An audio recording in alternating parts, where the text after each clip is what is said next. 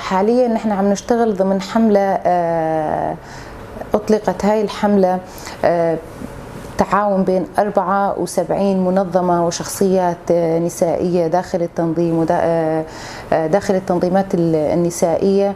هاي الحملة شعارها كفى لإبادة النساء. هاي الحملة هدفها الأول والأخير الحد من إبادة النساء وقتل النساء بحجج وذرائع مختلفة، ولكن بالنهاية هي جرائم وقعت على النساء، إضافة للجرائم التي حصلت على النساء ضمن الحرب وضمن الانتهاكات. جرائم النساء ليست القتل فقط، وإنما هناك تعنيف جسدي، هناك تعنيف نفسي، هناك تحطيم معنويات، هناك ضغط، هناك دفع للانتحار ودفع لأزمات نفسية.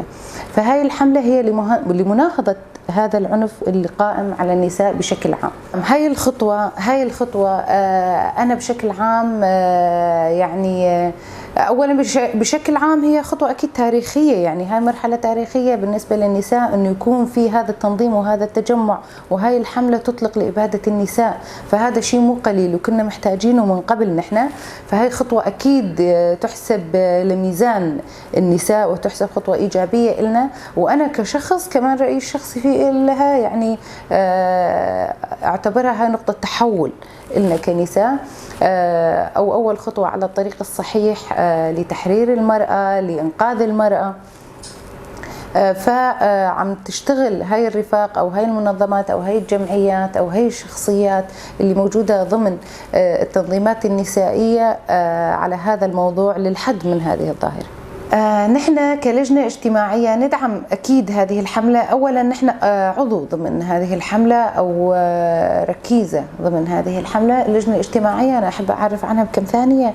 لجنة اجتماعية أحد لجان مؤتمر ستار، ومن اسمها معروف أنه لجنة اجتماعية على احتكاك مباشر مع المجتمع وتشمل كافة الجوانب. يوجد لدينا لجنة الأطفال، لجنة النازحين، لجنة ذوي الاحتياجات الخاصة، لجنة الرياضة.